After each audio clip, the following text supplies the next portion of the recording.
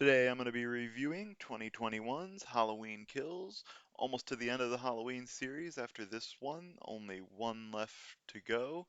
This movie is a strong follow-up to the 2018 sequel. There are some parts I don't like quite as much, but it's still a pretty good immediate follow-up. So let's begin taking a look at Halloween Kills. As always, if you have not seen this movie, please be aware that this movie will be containing spoilers. Halloween Kills picks up on the same night as Halloween 2018. We see Allison's boyfriend Cameron walking along and he discovers the downed Officer Hawkins. And Officer Hawkins is still alive. He survived the attack by Dr. Sartain, and he's saying that it needs to die. We then get a flashback to Halloween 1978, where a young Hawkins is walking along and he sees Michael. He's pursuing him, and then some other officers coming along. They split up and decide to go searching for Michael. The other officer with Hawkins notes that he knew Michael Myers as a young kid. He lived across the street from him, and they would play sometimes. And he noted that Michael would just often stand at his sister's window and stare outward. We then are introduced to a new character, Lonnie. He, as a kid, apparently saw Michael Myers after being bullied by some other kids. He ran away after being warned by a deputy that there was a killer on the loose.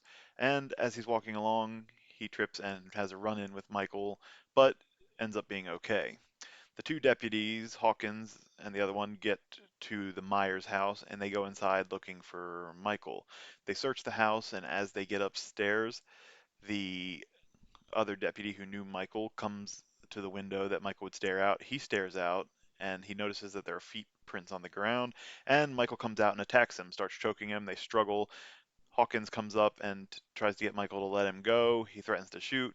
He fires his gun and accidentally shoots the other deputy, hitting him in the neck, and Michael begins to flee out of the room and out of the house to the front yard as Loomis and other police officers arrive. And we have Loomis come in, played by a different actor, who asks if Michael has killed again. And now we pick up the movie at a bar, and this is where this movie tries to kick in with a little bit of nostalgia, quite a bit of nostalgia actually, because at this bar we have Tommy Doyle. He is telling the story of Michael Myers from 1978, and there are other survivors of that night with him there as well. There is Lindsay Wallace, who is the girl being babysat by Annie Brackett. There is Marion Chambers, the nurse who went with Sam Loomis to pick up Michael from Smith's Grove in 1978. And there is Lonnie, who is a newly established member with the flashback, who ran into Michael in 1978 as well. And now the movie picks up where it left off with Laurie Strode, her daughter Karen, and granddaughter Allison on the back of a pickup truck driving away from her burning house. But now we see a group of firemen is on their way to the house. Who called them? We don't know. That was a very quick response time, too, considering this. Laurie screams for them to let it burn, but they head that way and they go in and begin trying to put out the fire. As they do, one of the firemen collapses through the floor into the basement. And then we see Michael emerge as he was trying to call for help. Michael hid himself in Laurie's gun locker behind a roll down garage door. His mask is showing some damage from the flames. The side of his mask is burnt, and some of the hair appears to be melted on one side of the mask, giving it a burnt look. And he kills this fireman with one of his fireman's tools. And then another fireman comes down and says, "Give me your hand," to help him get up. And Michael reaches up and grabs his hand. We don't know if Michael uses this to help pull himself up or if Michael drags him down, but we assume he kills this fireman as well. And then, in dramatic fashion, Michael emerges from the burning house to an audience of firemen, and he proceeds to kill every fireman that there is here, using mostly this fireman's tool, and kills one of them with a saw. We see Michael in this scene kill at least 7 firemen, although it is noted later that he may have killed more. This scene actually got a lot of criticism. I don't know why. There was some petition I'd heard to have this scene removed from the movie because Michael was killing firemen. And I think that's a little ridiculous, as Michael doesn't target firemen. He killed them because they were here in his way, and so they were going to die. It's not like Michael goes through all these movies killing firemen. Policemen actually have more of a gripe because in Halloween 4 and 5, Michael pretty much killed almost the entire Haddonfield Police Department, if not the entire police department. Lori, Karen, and Allison make it to the hospital where Lori is rushed into surgery for the stab wound in her stomach. When they get there, we notice that the former sheriff of the town, Mr. Brackett, is now working as a security officer at the hospital. As Lori's in surgery, Karen comforts Allison and they talk about the father having been killed. Next, Michael makes it to a neighbor of Laurie Strode's, and it's an old man and an older lady, and they note that Michael's in the house after she flew a little drone into her room and he throws it back. The man sees Michael in the bathroom and tries to lock him out, but Michael grabs him and just brings his head down on some glass. Then he goes after the woman and stabs her in the neck with a fluorescent light tube. He then picks the man back up and stabs him in the back with several knives before leaving. The woman seems to still be alive when Michael leaves, although in critical condition, and we might assume that she dies from these wounds. Back at the bar, word spreads quicker than in 1978 as the new age of technology and cell phones. Everybody starts getting alerts on their phones, and a news story comes on talking about the murders that happened earlier this night, as well as talks about the patients that have escaped from the Smith's Grove bus. They note that two are still on the loose, and they show pictures, one of Michael and one of the other patient. And Tommy immediately starts to think that these events tonight are Michael Myers related and starts to get that in other people's heads as well. As Marcus and Vanessa Wilson start to leave the bar, they go out to the car. She gets in first as Marcus goes back into the bar to retrieve his stethoscope. She gets in the car and notices there's somebody in the back seat. She runs out and says Michael Myers is in her car. She saw his picture on the TV. This, however, is the other patient, not Michael Myers. Tommy grabs a baseball bat from behind the bar and goes out and tries to startle him out of the car. The man takes off but immediately drives across the street and crashes the car. They go and find the car empty, and we see that in fact it was the other patient, not Michael Myers, and he begins to flee as Tommy begins to rally everybody to try to search for Michael. Also in this scene, we get their slogan for the movie, Evil Dies Tonight. The first one to say it was Marion Chambers. We next meet Big John and Little John, two men who are currently now living in the old Myers house. They have a group of children come and play a prank on them so they can sneak in and steal the remainder of their Halloween candy, and they successfully do so. They then scare these kids back by telling them the tale of Michael Myers. Back at the hospital, Laurie Strode's out of surgery and in recovery. We see Hawkins being brought in and taken to surgery himself. Cameron catches up with his girlfriend after she and her mother had both been interviewed by police to tell the story. It's very notable here that the mother, Karen, tells the story as though Michael is after her mother. He is stalking her. He knew where she lived and came after her because this is what she believes at this point. On the other side, Allison saw what really happened and tells the police that no, Michael didn't go to Laurie Strode's house. Dr. Sartain took him there. And that's true, that's what happened. After Cameron catches up with Laurie, he tells her that Tommy Doyle is getting groups of people together to go after Michael, and he wants her to come. Her mother tells her no, says she needs to go sit with her grandmother because Michael's coming here, and because that's what she believes. She believes Michael is still after the grandmother, and she thinks she is coming there. She tells her to go sit with Laurie. She does at first, but then decides she has to go off on her own. Outside at the hospital, we see the group of people who's going to start searching for Michael start to form. We have Tommy Doyle, we have Lindsay Wallace, we have Marion Chambers, we have Vanessa and Marcus from the bar, as well as Lonnie. They're all gathering up. They have weapons, and they are joined by Cameron, who's Lonnie's son, and Allison, and they are going to set off to start searching for Michael to try to stop him before anyone else gets killed tonight. We see Tommy going around, stopping in a parking lot, telling other people that they need to mobilize and start searching, giving tips on how to take down Michael, although I don't know how he's an expert, seeing as he only encountered him once as a young child, but that's okay. As they are searching, the first people to come into contact with Michael is the group of Lindsay Wallace, Marion Chambers, and Vanessa and Marcus Wilson. They see some kids playing in a park, and Lindsay tries to go run and warn them that they all need to go home and get into safety. They say they're waiting for one of their friends and that there's a man in a white mask playing hide and seek with them. They say there he is. They turn around and they see Michael Myers now standing by the SUV holding the mask of their friend Dennis dripping with blood. And the kids get scared at this point and run. It's an interesting point actually here, an interesting scene. There's actually a callback to, of all things, Halloween 3 Season of the Witch, as the three masks that these children had were the silver shamrock masks from that movie. We have the jack-o'-lantern head, the witch, and the skeleton. So that's a fun thing that they snuck in here. Michael jumps on top of the SUV. Lindsay springs into action, grabs the pillowcase of candy, and dumps out the candy and fills it with bricks. Michael, much as he did in the original movie with Marion Chambers, slaps his hand on the glass to break it, although I don't think there was a wrench taped to his palm this time. And he is just trying to scare them and get them. He drags Marion out, and she tries to get him and pulls him away. Vanessa jumps out of the car and gets a few feet away. She has the other gun. Marion Chambers has a chance to shoot Michael, but when she shoots, the gun is out of bullets, and Michael comes in and kills Marion Chambers by stabbing her 4 times.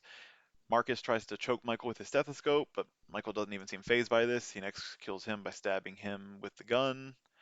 Vanessa comes up shooting at Michael several times in the car. And this kill, I don't know if it's credited to Michael or to herself, but Michael hits the car door open, it hits the gun, spins it around, and she basically shoots herself in the face. At this point, Lindsay Wallace comes up with the pillowcase full of bricks and starts to hit Michael, but he overpowers her and pins her up against the SUV. And then she manages to get away, makes a run for it, and hides by the riverbank as Michael begins searching for her. Luckily, she manages to stay hidden. Tommy Doyle, along with Lionel, Allison, and Cameron, arrive at Lindsay's SUV. They see the mess but don't see anybody. They go to the park and find the 3 bodies of Marion Chambers, Vanessa, and Marcus. They've been posed around by Michael, and they are wearing the silver shamrock masks.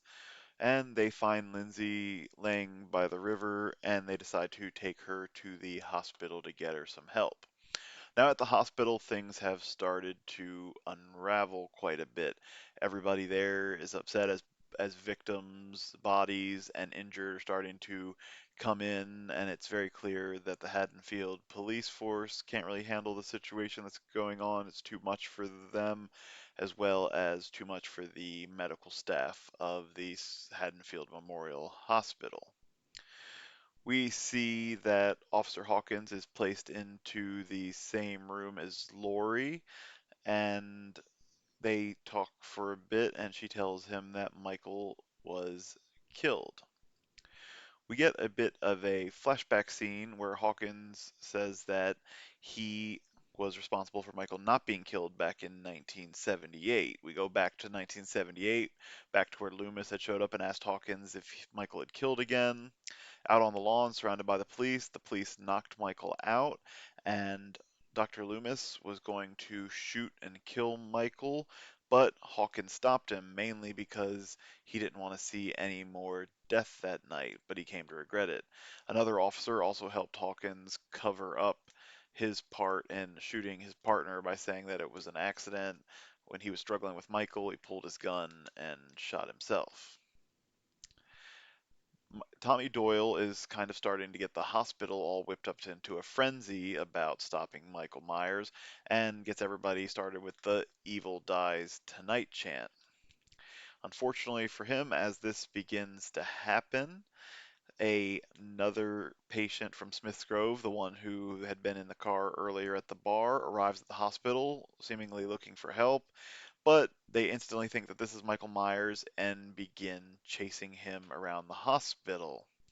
I don't like this scene at all because it's kind of like a Scooby-Doo chase scene. He's running up and down various hallways, and we have this mob of people growing and chasing him. Now, Lori, after finding Michael was alive, gave herself an extra shot of pain medicine so she could try to mobilize. As they're moving around, she instantly knows this isn't Michael, and her and her daughter begin trying to tell everybody this isn't Michael, but they're in a complete mob mentality and not listening at all. Eventually, the patient makes it up to the upper floor of the building, and Karen makes it up there with them as the police are trying to slow people down in the stairwell. She takes him over to a room and she locks him between two locked set of doors. The mob comes up and they're not listening to Karen and they begin trying to break down the windows. The patient, not sure what else to do, and we know he's from Smith's Grove, so he's not a mentally stable person. He smashes open the window with a fire extinguisher and leaps from the building, killing himself. So at this point, an innocent man is dead in the process. So, where was Michael while this was going on at the hospital? Michael arrived back at his home, the Myers house, and he goes in and he kills both Big John and Little John. Next, Karen tells Tommy Doyle she needs a ride from him, and she agrees as they start to get a plan further in motion. Lionel, Allison, and Cameron arrive at the Myers house, and Lionel says he's going to go inside and try to stop Michael himself, and tells them to wait out in the car for safety. They reluctantly agree. He's not inside for very long when they hear a gunshot go off, and so they decide to go into the house to try to seek help. They start moving through the house. They don't find anything. They move upstairs. They find the posed bodies of Big John and Little John out in the hallway. Cameron's looking around and he finds his father's body wedged into the attic hatch, and then Michael bursts from a closet and stabs Cameron twice. Allison attempts to come to his aid. She pops out of the room, but Michael deflects her and throws her down the stairs, injuring her leg. She tries to get Michael's attention as he continues his attack on Cameron, smashing him through the banister and raising his head up and down, smashing it back and forth against the banister, then against the floor. She finally captures his attention and he begins coming down the stairs before pausing to break Cameron's neck. And then she reaches the bottom of the stairs and he's about to attack Allison. She yells, "Do it," and her mother appears in the doorway and stabs Michael in the back with a pitchfork, knocks him down, and then kicks him in the head. She steals his mask and is trying to lure him down the street, and he does take the bait and begins following her. And then she leads him into a trap set by Tommy Doyle and the rest of the angry mob. They're all there with various weapons, and they begin attacking Michael after he puts his mask back on. Notably, Sheriff Brackett tells Michael it's Halloween and everybody's entitled to a good scare. They are using strength in numbers and they begin to overpower Michael and get him knocked down. And Tommy eventually tells Karen she can return to her daughter. They've got this under control. She, though, takes a moment, picks up her knife, and stabs it into the back of Michael Myers and goes back to Karen with a few other people, and an ambulance arrives.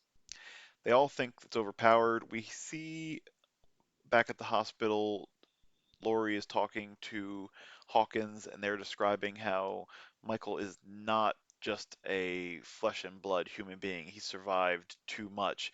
Perhaps he's gaining power from each people or person he kills, but they basically say he's not going to be able to be stopped. They don't think that the mob will be able to stop them. Hawkins, a little bit earlier, had also given a description of Michael that I really like here. He said that Michael Myers is a 6-year-old boy with the strength of a man and the mind of an animal. It's a pretty apt description. And he also noted that his partner believed at the end, after he stood in Michael's spot looking out the window, that perhaps Michael wasn't looking out the window at Haddonfield. Perhaps he was looking at his own reflection and looking inward upon himself. Michael does then regenerate himself, not really regenerate, he begins killing every member of the mob. We see him kill several people, overpowering them all, notably killing Brackett and eventually killing Tommy Doyle as well as other members. Back at the house, Karen is looking up and we see like a child, Michael Myers, staring in the window looking out. She slowly walks through the house, walks up to the room and looks out the window. And at some point, Michael had made it back to the house, gotten past everybody else. We don't know if he killed more people in this process, but he makes it back upstairs and he kills Karen to end the movie. And we end the movie with two parallel stairs, Michael staring out the window of the Myers house and Laurie Strode staring out the window of her hospital room. So, the Halloween franchise has always struggled with a little bit of follow-up. This movie didn't get as well of a reception as the 2018 film. I, however, liked this movie and thought it was a solid follow-up. It has its ups and downs. Let's look at some of the positives first. I very much like that this movie picks up the same night right after the event, so there's no guessing if Michael survived the fire. We see him survive the fire, we see him escape the fire, and we see him get right back to work. I also like the fact that in this movie we see some flashbacks to 1978 to add a little bit of context. We have changed the storyline a little bit, seeing as this is a new timeline. So we see some explanations there. We get the introduction of Lionel. We see his part from 1978. We see the role that Officer Hawkins played in 1978 as well. And we see how in this movie how Michael was recaptured in 1978. There's not much to it. It seems like Michael, after doing all his killing, came back to his house, but then realized he was surrounded, and it seems like the police were just able to subdue him enough to get him back locked up in Smith's Grove. Although it seems like if Michael wanted to, he could have put up more of a fight, but maybe he knew at that point in time it was a lost cause. Some things I don't like about this movie are you bring back a lot of people from the 1978 film for nostalgia. You bring back Tommy Doyle, Lindsay Wallace, Marion Chambers, even former Sheriff Brackett. And most of them get killed in this movie. They survive the events of 1978, only to go 40 years in the future and still get killed by Michael Myers. And I mean, it's just a little bit of a shame to go that route. It also seems like an easy way to try to draw in the audience by bringing back all these old characters. The other thing I don't like is the whole evil dies tonight thing. It's a slogan, but then they all start repeating it. It's being chanted by a mob. And I don't like how quickly Tommy Doyle is able to whip this town into an angry mob with a Michael killing vengeance. I understand that Michael escaped Smith's Grove in 1978 and killed 5 people. But that's all he did. Now, if he had had all the other sequels, Halloween 2, where he went to the hospital, killed more people, Halloween 4, 5, 6, where he keeps coming back and terrorizing Haddonfield, I'd understand that Evil Dies Tonight. People would be tired of it. They'd be ready to group up and stop Michael. But this event happened 40 years before this. Most of these people would not remember it. And so I just don't think it would have been that easy to rally the troops into a giant angry mob. Perhaps that's just me. Lori is still very sure that Michael is after her and her alone. Her daughter's now convinced of that as well. And it's very made clear in this movie, as was hinted in the previous movie, that that's just not the case. Michael is out and he's killing because that's what he does. It is not about Lori to Michael. Of course, if they come face to face, they come back together, Michael's going to try to kill her. Michael tries to kill anybody that he comes face to face with in this movie. He is just a killing force, and that's what he's supposed to be. I like that Lori might start to realize that it's not all about her in this movie. And the fact that a lot of her family's being killed, her daughter's husband, her daughter gets killed at the end of this movie, is all because they keep getting in Michael's path as they're trying to stop him. I am excited to see where they're going from here because Michael did take a heck of a lot of damage in this movie. He's taken multiple bullet wounds. He was destroyed by the whole mob at the end before reviving himself and killing them all. It's very clear, as it's stated in this movie a couple times, that Michael walks a line. He is a mortal man, but he does seem to be more than that because he can take endless amounts of punishment and then get up and keep killing. I kind of like and don't like Officer Hawkins' description of Michael as a 6-year-old boy with the strength of a man and the mind of an animal. It seems to fit Michael, but at the same time it doesn't because I don't think Michael is an endless moron just out there killing. He does seem to have plans for what he's going to do. He makes plans and he executes them. He thinks them out.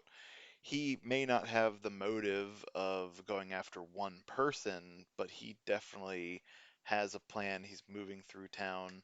This movie, they made it seem like his ultimate goal was to get home to his house.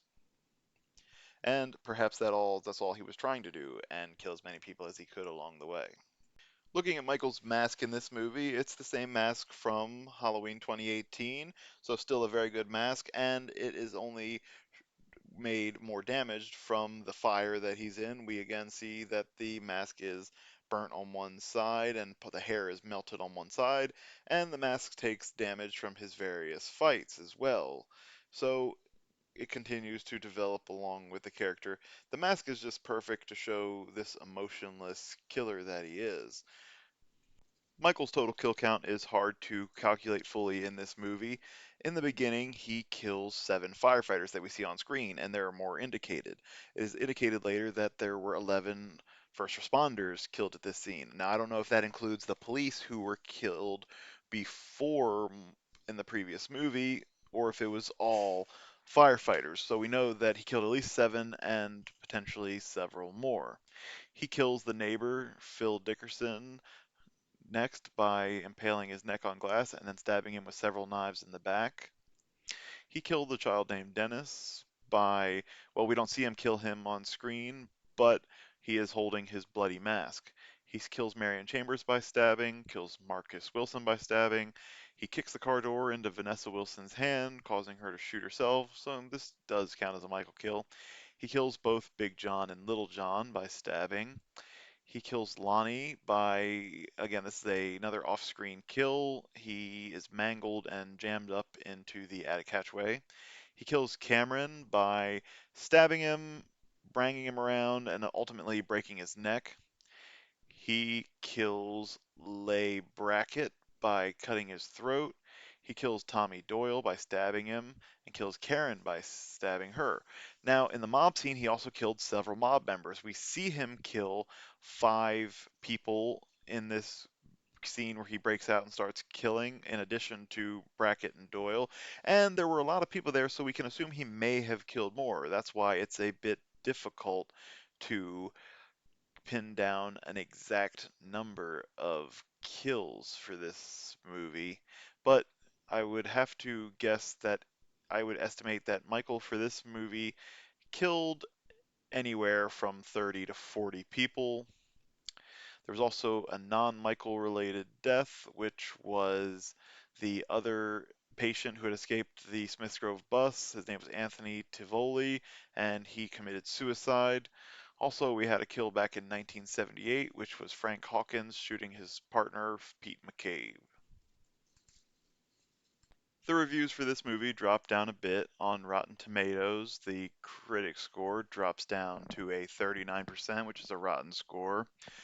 But the audience score remains pretty high at 66%, giving it a fresh score there. Over on IMDb, the movie gets a 5.5 out of 10. As I said, I enjoy this movie. I think it's a pretty good follow-up. I know it got a lot of hate online, but I do think this was a solid movie, and I score it at a 7 out of 10. That is my review of Halloween Kills. This is the second to last movie in the series and current timeline, up to this point at least anyway. The only remaining movie is the next video I'll be doing, which will be Halloween Ends. Please let me know in the comments your thoughts on Halloween Kills. Please like this video and subscribe to the channel, and keep an eye out for the next video coming soon.